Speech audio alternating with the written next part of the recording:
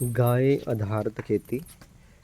आज हम गाय आधारित खेती के बारे में बात करेंगे। गाय से कैसे खेती की जा सकती है। जैसे सुभाष पालेकर का एक मॉडल है। एक गाय से आप 25 एकड़ की जो है खेती कर सकते हैं।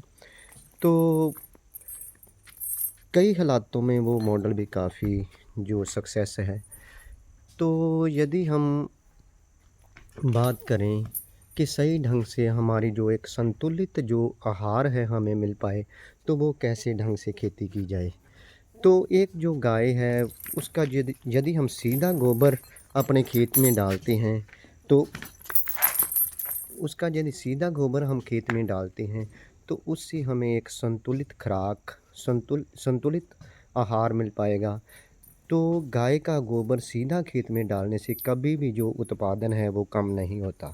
जैसे हम एक जीव अमृत या कोई दूसरे ढंग से जैसे कोई जैविक उत्पाद डालते हैं, तो हम खेती को जो प्राकृतिक करने की कोशिश करते हैं, उसमें किसान का जो उत्पादन है वो काफ़ी कम हो जाता है। तो उससे किसान को काफ़ी ज़्यादा जो आर्थिक पक्ष से काफ़ी ज़्यादा जो है फाइनेंशियली काफ़ी लॉस हो जाता है।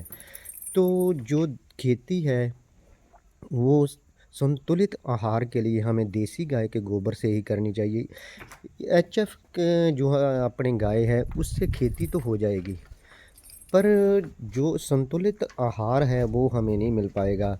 चाहे एचएफ चाहे जर्सी वगैरह जो गाय हैं, जहाँ भैंस का गोबर डालने से उत्पादन तो आपको भरपूर मात्रा में मिल पाएगा, पर संतुलित आहार नहीं मिल पाएगा जिसमें जो खुराक में तत्व मौजूद रहते हैं वो हमें पूर्ण मात्रा में, भरपूर मात्रा में नहीं मिल पाएँगे।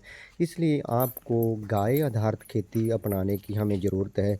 यदि गाय आधारित हम खेती अपनाएँगे तो किसी भी तरह के रोग में लड़ने की इस आहार में क्षमता होती है। यदि हम शुद्ध आहार खाते हैं, तो हमें किसी भी तरह का जो शारीरिक जो रोग है वो नहीं लगता।